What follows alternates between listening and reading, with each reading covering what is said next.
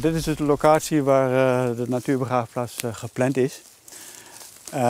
Ik moet wel zeggen dat het eigenlijk een heel onooglijk bosje is. Heel veel brandnetels. Eigenlijk heb je maar twee soorten. Dat zijn die Robinia-bomen en brandnetels. Kijk, en dat willen wij ook veranderen. We willen juist een mooi stukje natuur maken. Dat kun je dan ook beter betalen, omdat je ook wat inkomsten krijgt. Dus we willen vooral wat meer diversiteit. En daar heeft natuur belang bij. Dat weer van Nijwanne een van de redenen om nou een informatie te doen over het generaal achter de plannen te staan. Het jouwt weer een naaie mogelijkheid. En je kan er voor kiezen, maar je kan er ook net voor kiezen. En dat speelt blijkbaar in op een behoefte die er is. Dat ik de naaibesteden heel rustig bij je komen kennen en een beetje tot bezinning komen kennen. En dat is op zo'n algemene begraafplaats, die er ik natuurlijk nog steeds wel is dat volle massaler. Pas als je er doorheen loopt en je let goed op, zul je graven kunnen vinden. Dat is nou net de bedoeling. Eigenlijk moet je erdoor kunnen wandelen zonder dat je het idee hebt dat je over een begraafplaats loopt.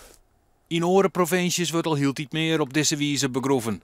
Nijwanne zou het eerste Frieske natuurbegraafplak ha. Een begraafplak in de natuur.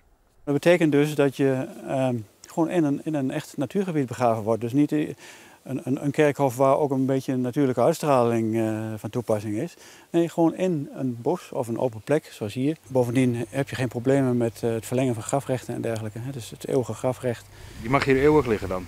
Je blijft hier eeuwig liggen. Wij zullen niet toestaan dat er opgegraven wordt. De boorman had ook een bezwiertje in een natuurbegraafplak.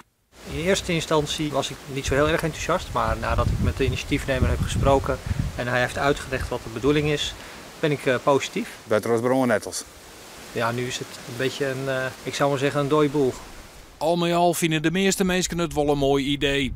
Ja, het lichaam wordt weer opgenomen door de natuur. Je kan er zelfs een bijzondere boom op planten. Een die wat afwijkt van de rest in de omgeving, maar die wel thuis hoort hier. En zo'n boom kan misschien wel een paar honderd jaar oud worden en neemt eigenlijk langzaam het lichaam op.